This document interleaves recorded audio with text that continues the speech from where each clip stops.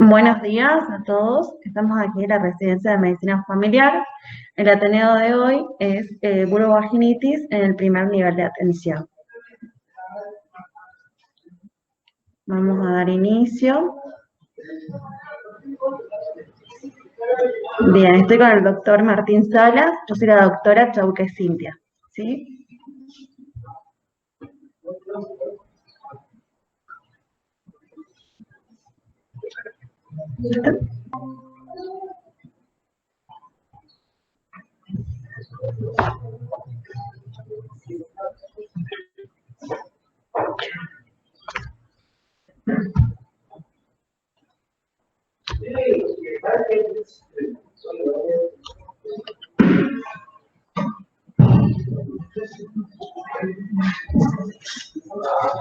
Bueno, buenos días.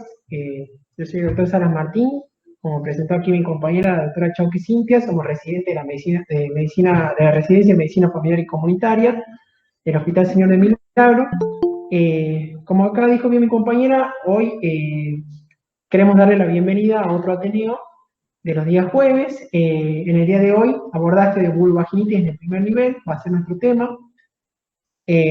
Vamos a empezar con la presentación. Algunas dudas o consultas o aportes que vayan teniendo, lo pueden hacer al final de la clase, cuando abramos el espacio, o si no, también compartirlo por la parte de lo que es el chat.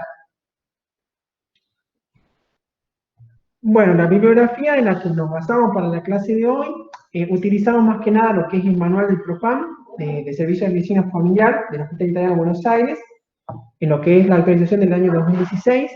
También utilizamos las guías TRAPS para el primer nivel de atención de lo que es el Ministerio de Salud. La guía de prevención y tratamiento de infecciones congénitas y perinatales también del Ministerio de Salud. Y también utilizamos una guía práctica integral de lo que es la FAGO en el año 2012. Y como lo último, también sacamos información del tercer webinario que se realizó el año pasado, a mediados del año, a cargo de la FASGO, en donde se trató lo que son las patologías de tracto genital inferior, haciendo hincapié más que nada esta actualización de la parte diagnóstica y terapéutica. Los objetivos principales que nos planteamos con la doctora para el día de la fecha son reconocer los síntomas y signos típicos de este tipo de entidades, de la vulvovaginitis, identificar los agentes causales más frecuentes y los diagnósticos diferenciales que se tienen que barajar, y entender lo que es el abordaje inicial en este primer nivel de atención de este tipo de entidades. Bueno, para empezar, quisimos plantear un caso clínico. Nuestra paciente acá presente se llama María, de 30 años. María llega a la consulta refiriendo un flujo vaginal asociado con prurito a nivel de la zona vulvar. Ella dice que el prurito no es muy severo, y ese primero es su primera impresión, el motivo de consulta. La primera duda o incógnita sería, ¿qué preguntaríamos y evaluaríamos, o qué creen ustedes que preguntaríamos y evaluaríamos en este primer encuentro con María? ¿Hace cuánto que tiene el flujo? Si ya se ha tratado con algo, si ya ha comprado óvulos, si ha indicado una infección. Bien, características del flujo. Hacer consistencia, color, Bien. Pero la infección tenía prurito. Sí, tenía prurito. Perfecto. Sí. Si mantiene relaciones sexuales con sin protección, si siempre o a veces.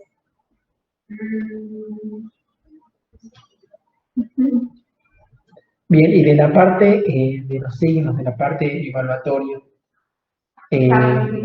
examen físico, ¿qué creen que sería lo primero que podríamos ir viendo o evaluando en María?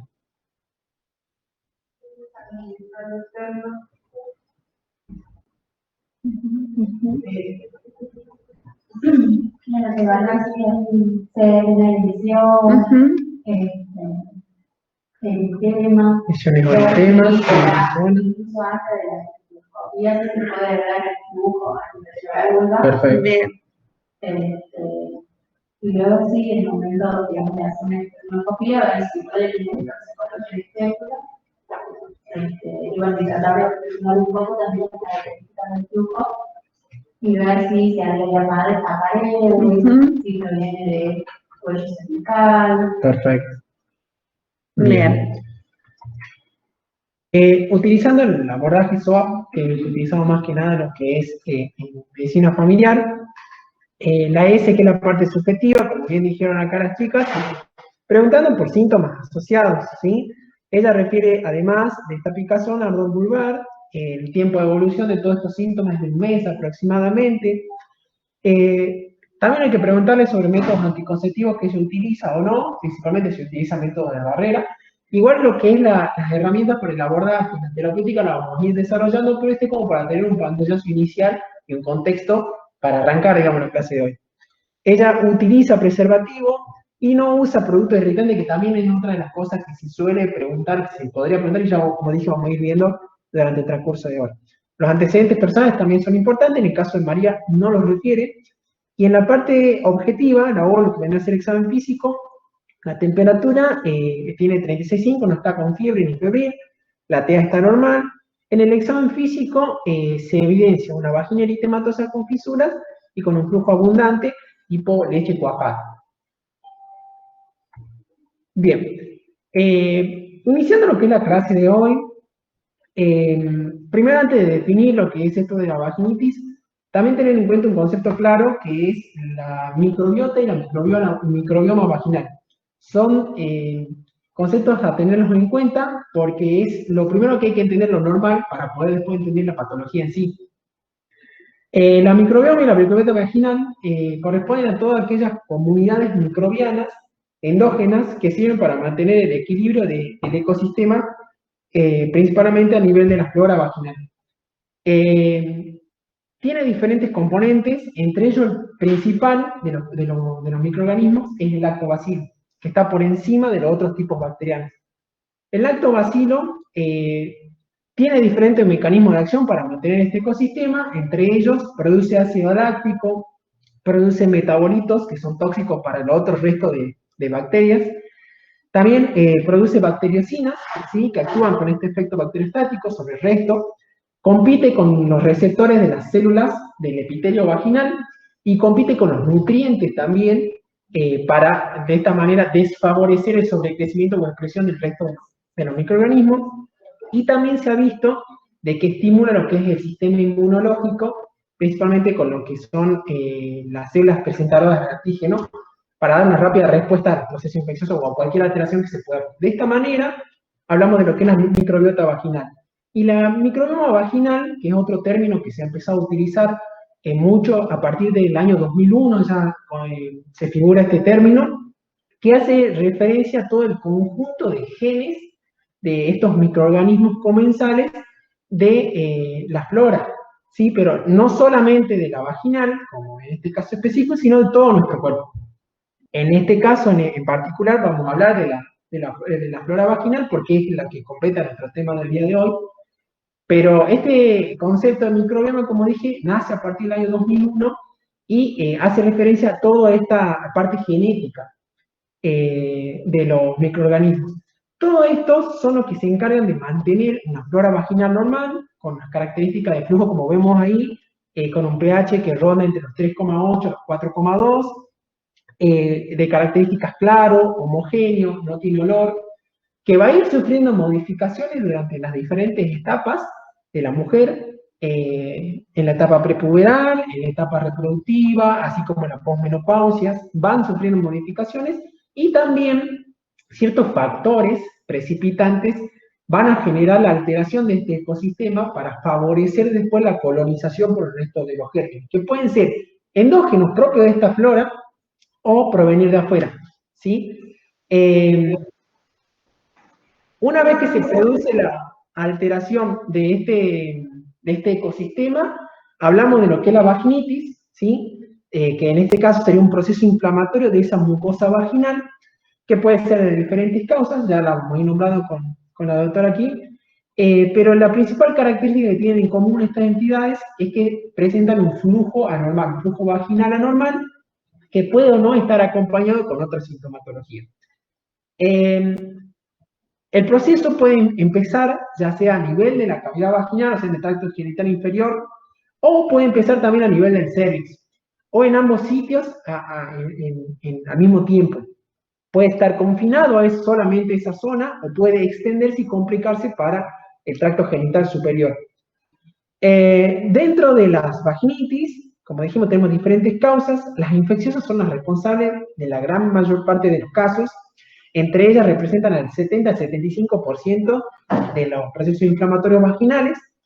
Y otro dato a tener en cuenta es que a veces se ha visto que entre un 7 a un 70% de las pacientes pueden permanecer sin diagnóstico, o sea, de manera asintomática, teniendo el proceso activo. Acá tengo un esquema para más o menos ejemplificar los tipos de causas que podemos encontrar. Entre ellas, a grandes rasgos, podemos decir que la vulvovaginitis se puede ver un proceso infeccioso o una causa no infecciosa. Dentro de las infecciosas podemos tener infecciones, como dije, endógenas, por sobreexpresión de los microorganismos propios de la flora vaginal, de la microbiota vaginal que veníamos hablando, o pueden ser infecciones exógenas. Dentro de las endógenas, las más frecuentes por lejos es la candidiasis vulvovaginal, le sigue la vaginosis bacteriana, y después podemos nombrar otras dos entidades que son la vaginosis citolítica o la vaginitis anaeróbica, mucho menor medida.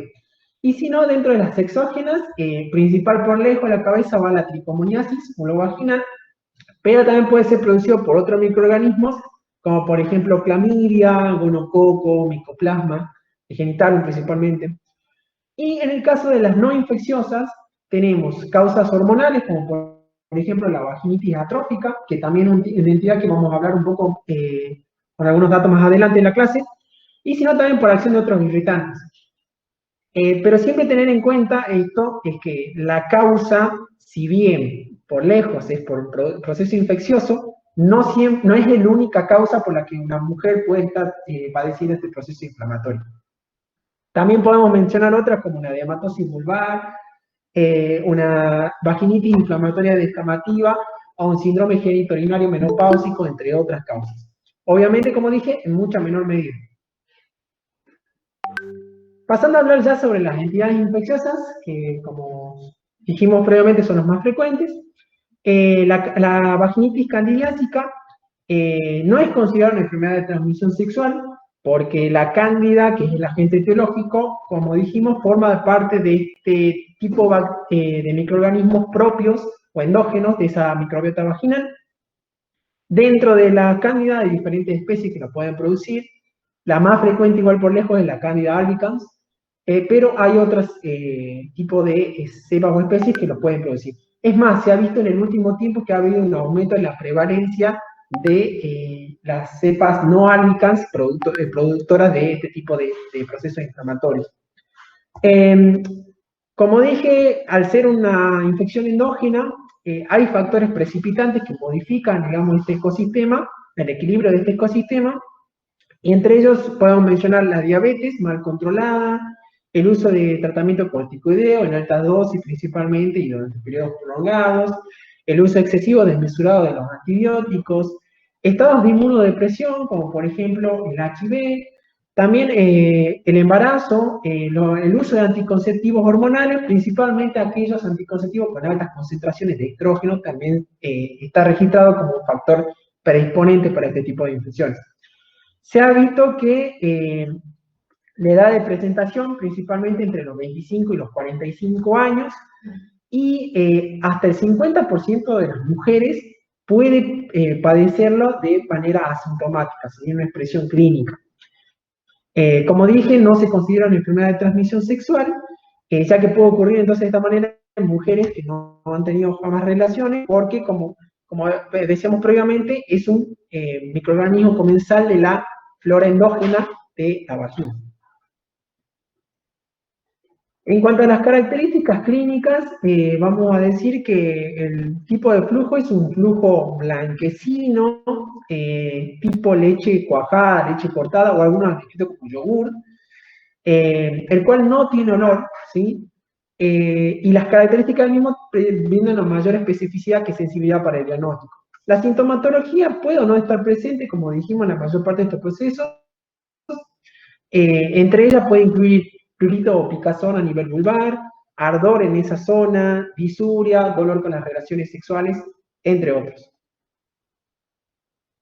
Bien, otra entidad frecuente es la vaginosis bacteriana, que esta es producida por lo que se denomina el complejo GAM, que es principalmente Gardnerella, Anaerobium, Movirungus mycoplasma, y esto se debe también a una alteración endógena de la microbiota vaginal, ¿sí? Se da un sobrecrecimiento de estos microorganismos anaerobios y una disminución del lactobacillus, que era el que tenía estas características de función como antimicrobianas, ¿sí? Por lo cual se va a favorecer este crecimiento de otras bacterias con un potencial acción patógena, ¿sí? Entonces se la considera como una alteración en la ecología vaginal. No se considera una IT, una infección de transmisión sexual, ya que se ha evidenciado la colonización de la uretra con Gardnerella en parejas de mujeres con vaginosis bacteriana no es mayor que en las parejas de personas que no tienen la vaginosis bacteriana, ¿sí?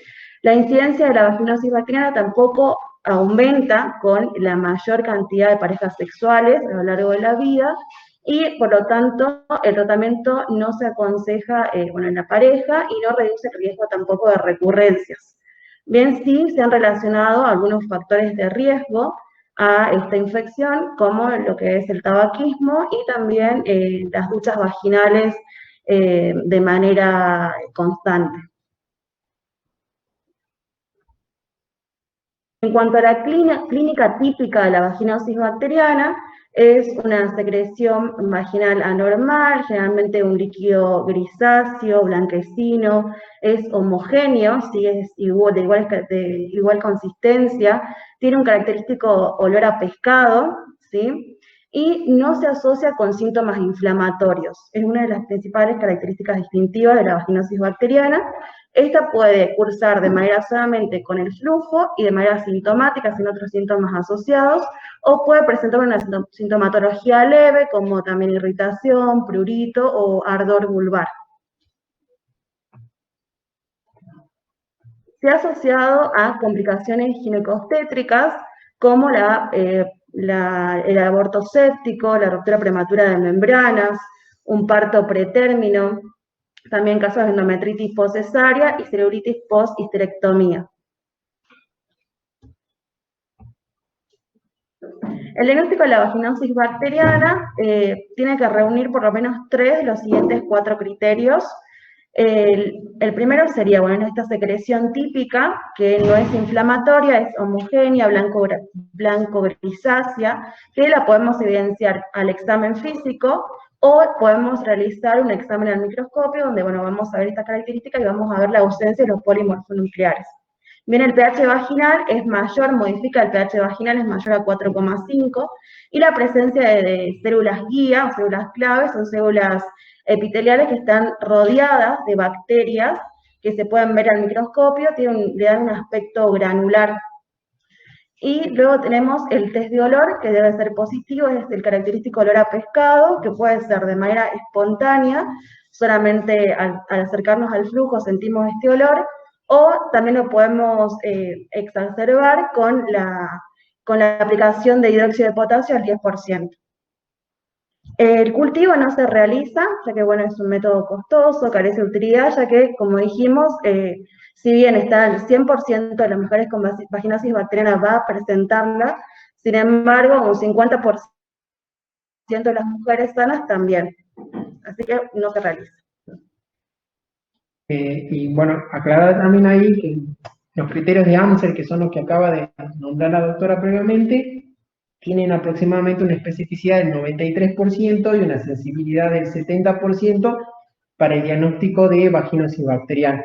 Por eso también es importante tenerlo en cuenta. Igual ya vamos a repasar todas estas pruebas y estudios complementarios cuando lleguemos a la parte de abordaje. Siguiendo con la última entidad infecciosa que nos quedaba por desarrollar dentro de los más frecuentes, tenemos la vaginitis tricomoniásica, cuyo agente etiológico es la Trichomonas vaginalis. Esta sí es considerada una enfermedad de transmisión sexual, ya que este es un microorganismo exógeno, corresponde a un protozoario flagelado de tipo anaerobio, cuyo periodo de incubación oscila entre los 4 a los 28 días aproximadamente. Y otra característica que tiene la tricomoniasis es que tiene un periodo de portador muy prolongado. Se ha visto que puede llegar hasta 3 meses aproximadamente este periodo. Es ahí la facilidad con la que se puede contagiar este tipo de infección, y uno no sabe realmente cuál fue el momento exacto en el cual se produjo la transmisión. Afecta tanto a hombres como mujeres. En los hombres tiene menos presentación clínica que las mujeres. Esto se ha visto que está relacionado debido a que la mujer en su cavidad vaginal tiene mayores componentes, nutrientes que favorecen el sobrecrecimiento y desarrollo de estos microorganismos. Entre ellos, principalmente, mayor concentración de hierro, que es uno de los componentes que se ha visto que es fundamental para el crecimiento de este tipo de microorganismos. También es importante recalcar que hay una fuerte asociación con otras enfermedades de transmisión sexual, principalmente por clamidia y gonococo. Esto se ha visto en el 30% de los casos. Y es una entidad que corresponde a un factor de riesgo en mujeres embarazadas, ya que representa riesgo para rotura prematura de membrana, como así para parto preterno, infecciones perinatales, entre otras complicaciones. En cuanto a la clínica, se presenta con un flujo fétido. Una de las principales características es que es muy maloliente este tipo de flujos. Es de color amarillo, verdoso. Algunos autores los definen como queso cottage, el cual es muy abundante y espumoso. La sintomatología también puede estar presente, que incluye lo que es irritación en la zona vulvar, ardor, picazón. La mayor parte de la sintomatología se ha visto que empeora después de la menstruación, y en algunos casos hasta se puede asociar con síntomas gastrointestinales. La otra característica que presenta, no en todos los casos, pero sí lo puede llegar a presentar, hasta en el 25% de los casos se ha visto, es la presencia de una colpitis microhemorrágica, que también se la define, según autores, como un cervix, un cuello uterino con aspecto de frambuesa, aframbuesado, que le da esa característica. Acá tenemos algunas imágenes para ejemplificar más o menos lo que veníamos hablando, de ese flujo abundante, fétido, tipo amarillo verdoso, y las características colpitis microhemorrágicas que se pueden observar. Como dije, no es sí o sí en todos los casos, pero se ha visto que hasta el 25% de las pacientes se pueden encontrar. Bien, otra de las etiologías dentro de las no infecciosas es la vaginitis atrófica. Si esto ocurre en la menopausia, se da por la disminución de la producción de estrógenos. Esta disminución en la producción de estrógenos va a adelgazar el epitelio y contiene menos glucógeno, y por el mismo mecanismo también hay una menor producción de ácido láctico, y esto aumenta el pH vaginal, predisponiendo a infecciones, ¿bien? Un sobrecrecimiento de bacterias y lo mismo, desaparición de lactobacilos de la flora normal. Los motivos de consulta más frecuentes son la sequedad vaginal, el ardor postcoital, el dolor durante las relaciones sexuales. Puede presentarse un sangrado leve, cero sanguinolento, o solamente te consultan por un flujo molesto. Se realiza el examen ginecológico, se va a observar la mucosa vaginal delgada, puede haber pequeñas lesiones o petequiados, puede presentar atrofia vulvar. Podemos evidenciar este flujo y el pH es mayor a 4,5. El diagnóstico se va a hacer con el examen, en el primer nivel de atención lo podemos hacer ante el examen físico, y también podemos pedir un PAP que tiene mayor sensibilidad y especificidad, que aparte de los signos normales que vamos a encontrar en mujeres posmenopáusicas, que será la atrofia, va a haber signos inflamatorios que se informan como cambios reactivos por la atrofia. También otra causa es la vaginitis por irritantes externos. Esta puede presentar los mismos síntomas inespecíficos como el prurito, la irritación, quemazón, secreción anormal, y el pH va a estar normal o menor a 4,5.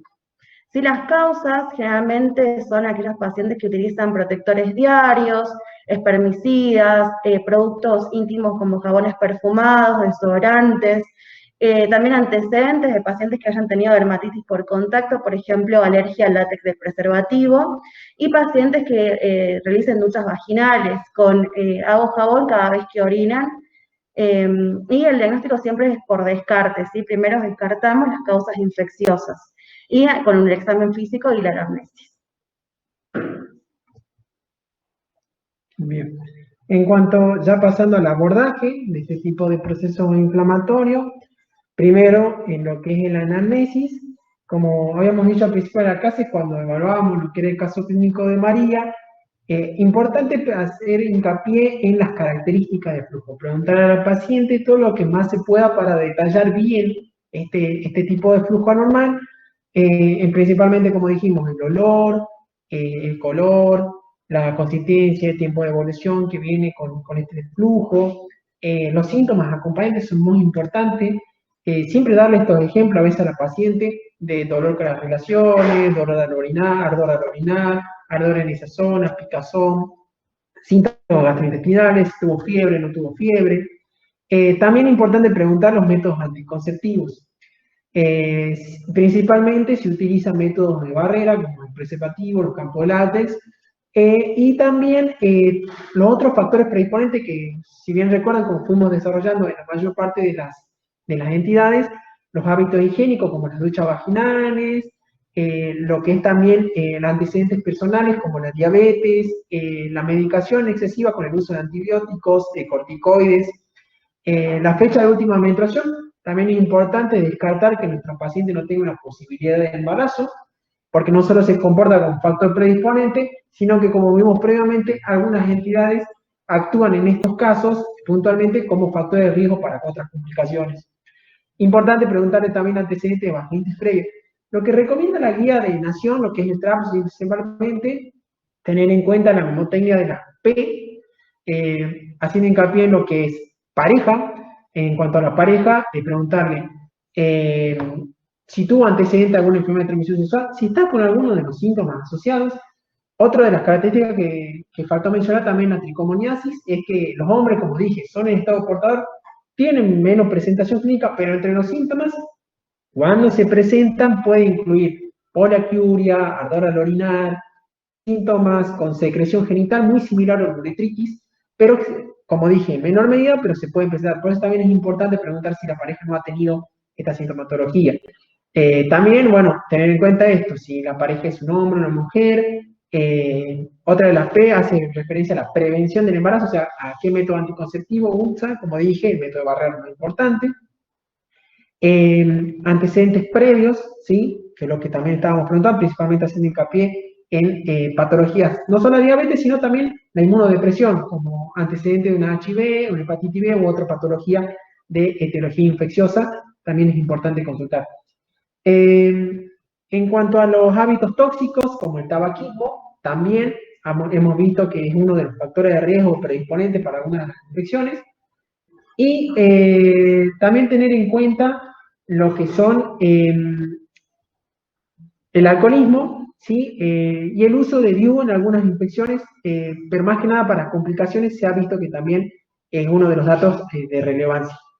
En cuanto ya a la parte del examen físico, tener en cuenta hacer un buen examen físico teniendo primero una inspección general, principalmente de la cavidad genital, de la vulva y de la vagina, para identificar la presencia de signos inflamatorios, de escoriaciones, úlceras, algunos signos de atrofia, o también lesiones asociadas como adenopatías u otros tipos de lesiones.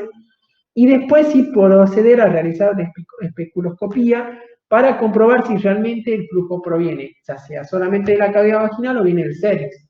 Ya que si viene del cervix, podemos pensar en un proceso asociado ya con la infección por la clamidia o monococo, y más si tomamos una muestra y la llevamos al examen y nos da un recuento mayor o igual a 10 leucos por campo, ya es muy sugestivo este tipo de entidades. Y también nos sirve para identificar alteraciones del cervix, como dijimos en el caso de la tricomoniasis, ver si hay una colpitis microhemorrágica, que también nos ayudaría o aportaría más datos para esta sospecha diagnóstica. Como datos orientadores, y para hacer un resumen, podemos decir que la vaginosis por cándida se asocia entonces a eritema, fisuras, edema vulvar, el flujo que es como yogur o leche cortada. Al colocar el espéculo, generalmente la paciente presenta molestia, un gran dolor, una gran reacción inflamatoria. En lo que sería la vaginitis por tricomona, se asocia a lo que es el cuello aframbuesado, generalmente lo que es la colpitis, esta con petequias, el edema vulvar y la secreción típica, verdosa, espumosa y con el característico olor a pescado. Este olor fétido se puede presentar tanto en la vaginosis por tricomona o en la vaginosis bacteriana, ¿sí? Como puede o no estar. Y la vaginosis atrófica es bien característica de lo que sería una mucosa pálida en mujeres posmenopáusicas. En cuanto a las pruebas que tenemos, que están disponibles, si bien no tenemos todas estas pruebas en el primer nivel de atención, debemos conocer su disponibilidad, ¿sí? La medición del pH del flujo nos divide en dos grupos. Se utiliza una tirilla reactiva para medir el pH de esta secreción vaginal. Podemos utilizar el mismo flujo que queda en el espéculo, con cuidado de no tomar muestras cervicales y no contaminar tampoco con sangre, ¿sí? Porque esto va a elevar de manera artificial el pH. Las condiciones tienen que ser las condiciones para realizar el PAP, no haber mantenido relaciones sexuales 24 horas previas, no haber utilizado productos como espermicidas o lubricantes, que también pueden darnos un valor erróneo. ¿Sí? Acá lo vamos a dividir en dos grupos, entonces si tenemos un pH igual o menor a 4,5, puede ser normal, puede ser por cándida o puede ser por irritantes externos. Dependiendo la clínica, nos puede ir orientando tener el valor de este pH. Un pH mayor a 4,5 está asociado a una vaginosis bacteriana, por tricomona o una vaginitis atrófica. Otra de las pruebas es la preparación en fresco, que bueno, es un procedimiento microscópico y se requiere entrenamiento. Vamos a tomar una buena cantidad con un hisopo de lo que sería el flujo vaginal y la colocamos en un tubito, adicionamos 1 mililitro de solución fisiológica y vamos a mezclarlo. Luego esta preparación la colocamos en el portaobjeto y observamos. Hay unas características que nos van a orientar hacia diferentes etiologías, como la presencia de células guía, que dijimos que estos las bacterias borran los bordes de la célula y le dan este aspecto granular, nos orienta a una vaginosis bacteriana. Las tricomonas tienen una característica movilidad, tienen una membrana ondulante. Las levaduras son más visibles también si le agregamos este hidróxido de potasio, porque esto va a destruir leucocitos y otras células, lo que nos va a permitir una mayor visualización y reconocerlo fácilmente. Generalmente las levaduras son estructuras más ovoides y estas se presentan en lo que es una flora normal, mientras lo que serían las hifas y los micelios son estructuras más tubulares, alargadas, que estas son las que se presentan en infecciones activas. Luego tenemos también el test de olor, como dije anteriormente, que puede ser de manera espontánea o adicionarle el hidróxido de potasio. Dentro de lo que sería la vaginosis bacteriana y por tricomonas, son las que van a tener este olor característico a pescado y la cándida es negativo. El cultivo del flujo no se realiza de rutina, solamente en caso de que tengamos vaginitis recurrentes, persistentes o resistentes. En resumen, básicamente lo que venimos hablando, digamos, sobre el abordaje de este tipo de entidades, pusimos este cuadrito, ¿sí? En donde explayamos, por un lado, las características clínicas de las 3 entidades infecciosas más frecuentes, con sus característicos flujos y sintomatología como para tener una orientación o sospecha diagnóstica, y en el otro lado vemos cómo están las características de estas pruebas complementarias que venía nombrando previamente la doctora Chauque, en cuanto a las alteraciones del pH, lo que podemos observar en el examen en fresco, y con el test con la adición del hidróxido de potasio. Y tener en cuenta que en algunos casos, la realización del PAP, o sea, el informe del PAP, puede indicarnos o mostrarnos también algunas alteraciones en lo que es principalmente la candidiasis y las tricomonas, que son más que nada procesos muy inflamatorios. Es más, como vemos en la tricomoniasis, se asocia también con el aumento en el recuento de polimorfos nucleares debido a este importante proceso inflamatorio que está ocurriendo en la paciente. Lo otro también acá es que algunas de las bibliografías de consultando también recomiendan, principalmente en la tricomoniasis, considerar la realización, la solicitud de otras serologías debido a la asociación que tiene principalmente con otras enfermedades de transmisión sexual como son el HIV, hepatitis B o la sífilis. ¿Sí? Considerar solicitar todo esto igual siempre dependiendo de los factores de riesgo que nosotros identifiquemos en nuestra paciente.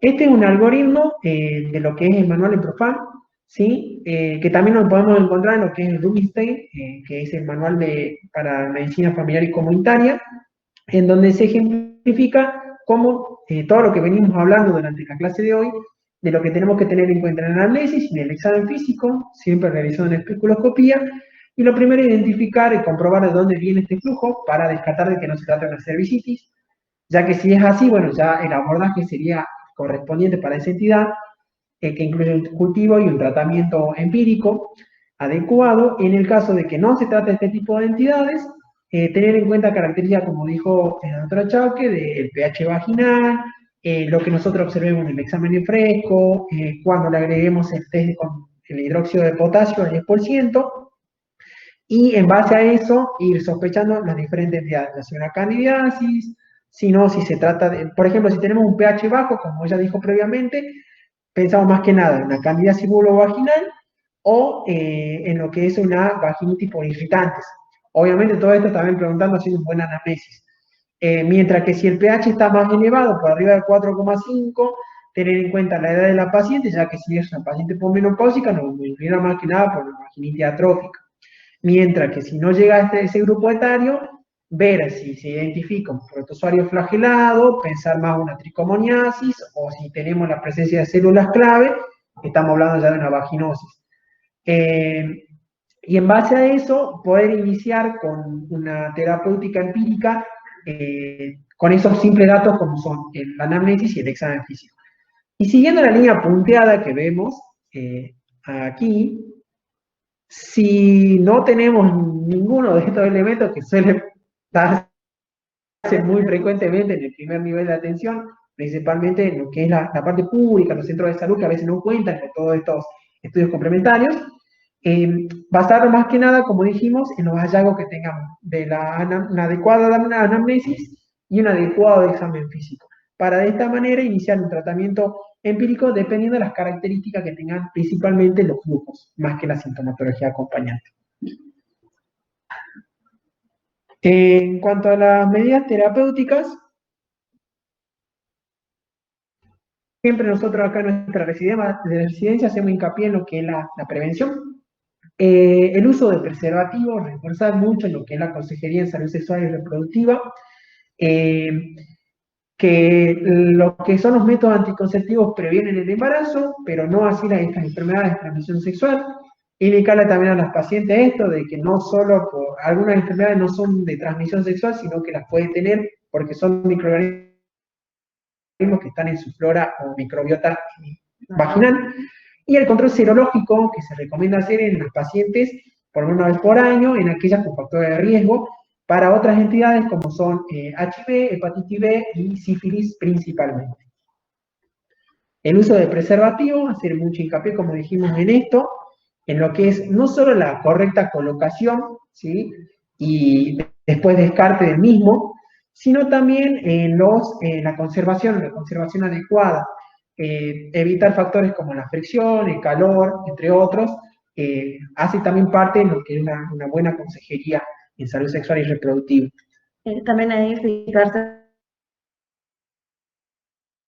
la fecha de vencimiento, tengan ese aire, ¿sí? en el paquetito, y no abrirlos con los dientes, ¿sí? Sino con las manos.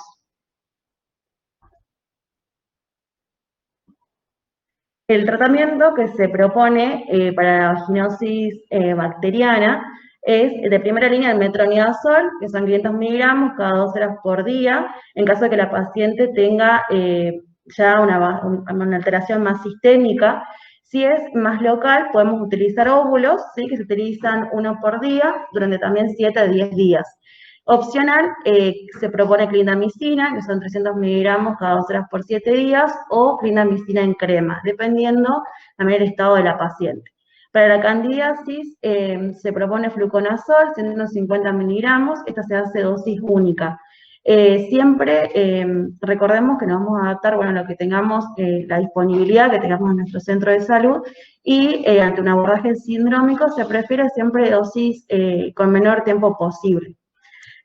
También tenemos disponible clotrimazol en crema o miconazol y los óvulos de clotrimazol o miconazol. También las nistatina, que son cápsulas vaginales, que este es un tratamiento mucho más largo que se hace por 7 a 14 días. En lo que es la tricomoniasis, el tratamiento se va a realizar a la persona y a la pareja, ¿sí? Con metronidazol, que se hace 2 gramos dosis única, y se hace el mismo tratamiento en la pareja. Siempre se va a realizar consejería y, bueno, la entrega de métodos anticonceptivos. En el caso de lo que es tricomoniasis, además de este tratamiento, como dijo la doctora Checa, la pareja, la recomendación de utilizar método de barrera, sí o sí, mientras esté durando el tratamiento, ¿sí? Por lo menos hasta 7 días, que es lo que dura. En el caso de que no se haga esta dosis única, porque otra de las opciones es un metronidazol 500 miligramos cada 12 horas, que también es lo que tenemos frecuente en lo que son los centros de salud. Bueno, estas son nuestras redes, lo que es en Instagram, en Facebook, y ahora abrimos el espacio para las dudas o los aportes de lo que quieran comentar sobre la clase de hoy, ya sea en forma con la cámara o a través del chat.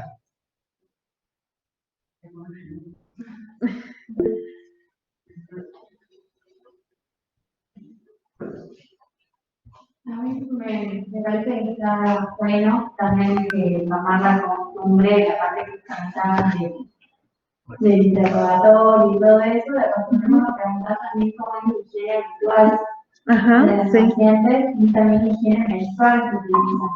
Por ahí el uso de cuántas toallitas con protectores, cómo se lava, cada cuánto, y tener presente también, como factor que puede influenciar el tema del estrés. Entonces poder preguntar aves y hacer el agradecimiento vital de expresión de la paciente, que es un cambio que también puede influenciar en la presencia de alteraciones en el flujo. Bien. Y a mí me pareció también muy importante que mencionaron lo que es la consulta atrófica, que la cual generalmente son las consultas, digamos, en el centro de salud y no se hace mucha intervención sobre eso, por la edad del paciente. Está bueno que hayan mencionado. Me parece muy bien que hayan puesto lo que es tratamiento, también por eso lo que tenemos. Y la verdad que fue bien que hayan hecho hincapié también en lo que es la consejería y también con el tema de la pareja. Yo más que nada por ahí estuvo bastante complejo y gráfico y en función de lo que decía Agustina y a lo que dijiste vos, Martina, al comienzo, actualmente se habla de disfunción vaginal, ¿sí? Se toma hablando de las microbiotas, los microbiomas, como que hay que pensar la vagina como un ambiente que puede ser fácilmente modificable por agentes internos, como por ejemplo las variaciones hormonales, el estrés, ¿sí? Agentes externos, desde los visitantes hasta los microorganismos. Entonces, pensar en disfunción. Y en función a eso, actualmente, y esto lo hace la Hospital Sandra Largo, el propio colaboratorio, están haciendo el análisis BACOVA. No sé si lo han escuchado hablar, que es el estudio del balance de contenido vaginal. Es una nueva manera, no nueva, ya hace un año que lo están haciendo, que es como hacer el análisis del contenido vaginal en función a la presencia de polimorfologial, leucocitos, y te puede decir que eso, te lo dice, es un balance de contenido vaginal normal, intermedio o inflamatorio. Y cuando es inflamatorio se dirige específicamente a la búsqueda del, digamos, microorganismo que estaba generando, ¿sí? Entonces, eso es importante tener en cuenta porque es nuevo, relativamente nuevo, y es una nueva manera de abordar las disfunciones vaginales, ¿no? O sea, hablamos de disfunción vaginal, ¿sí? Entonces, eso para que lo tengan en cuenta. Y hablando de otros factores que vos dijiste, por ahí tener en cuenta la pareja, el tipo de relaciones sexuales, las prácticas sexuales que se tienen, ¿sí? Porque hay prácticas sexuales que predisponen el crecimiento de anaerobios, o sea, cambian la flora, o sea, hablando de higiene, cambian la flora, la microbiótica, y predisponen a cierto tipo de reacciones inflamatorias o infecciones, ¿sí? Y en las prácticas sexuales, tener en cuenta si son parejas del mismo sexo, que practican el sexo oral, que son con mayor frecuencia, tienen mayor incidencia, digamos, de disfunciones vaginales.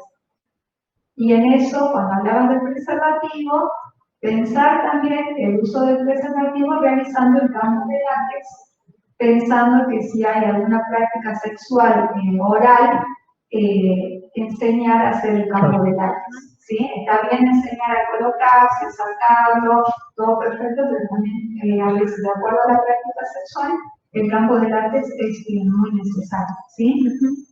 Y reforzar en el tema de las tricomonas, que es frecuente, es muy frecuente, y es una enfermedad de transmisión sexual, se debe abordar como una enfermedad de transmisión sexual y buscarla a las otras.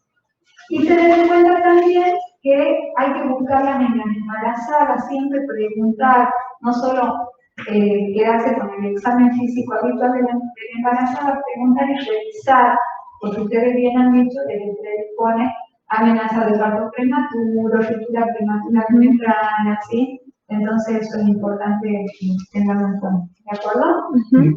Y obviamente hacer diagnósticos diferenciales cuando hay otros síntomas por enfermedades pélvicas inflamatorias que también son muy frecuentes y no se las buscan, no se las preguntan. Entonces, cuando hagan todo el interrogatorio, aparecen un par de ciertos síntomas también, que por ejemplo la dispareunia, el dolor crónico, coloquen el espéculo, miren, y luego hagan el tacto vaginal para ver si hay dolor a la movilización del cuello y la piel. ¿Sí? Eso más que nada para adelante. También reforzar la práctica preventiva, las patologías en todas las personas sexualmente activas, más allá de factores de riesgo, y particularmente una ITS como la tricomona, con más razón, pero incluye una de las energías de cuando hay antecedentes de amenazas de partos prematuros o partos prematuros, se debería ofrecer en el siguiente embarazo como prueba de rastreo de exudado vaginal. Y cuando hay antecedentes. No se ha visto evidencia cuando no hay antecedentes. Bien. Está perfecto, está todo completo. ¿Sí? Bueno, gracias. Piensan que las disfunciones vaginales son más o menos, ustedes no sé si han hecho la identificación, Sí, 70%. De las mujeres que consultan de la atención y consultan por algún tipo de disfunción vaginal. Entonces es como muy frecuente y es necesario como médico de familia que sepan abordarlo de forma integral. ¿Sí? Bien. Bueno, queríamos agradecer a la Residencia de Medicina Familiar de Tartagal, que estuvieron presentes el día de hoy, e invitarlos de nuevo también para todos los que se quieran sumar a lo que es el próximo Ateneo del próximo día jueves, tema a definir todavía. Y bueno, sin más preámbulos, muchas gracias y dejamos adjuntada lo que es la bibliografía, ¿sí? Junto con nuestras redes, después al final en online. Gracias. Gracias.